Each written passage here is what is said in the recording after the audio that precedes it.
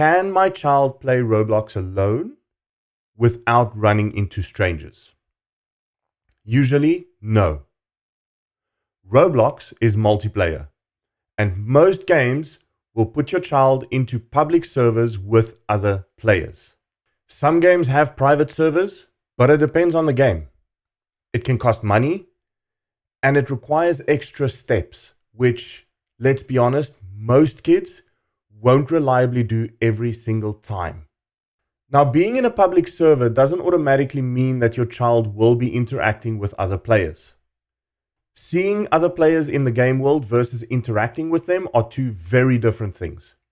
Roblox does restrict some interaction features by age group, but the bottom line is, if your child is on Roblox, you can assume that they will be sharing game spaces with other players.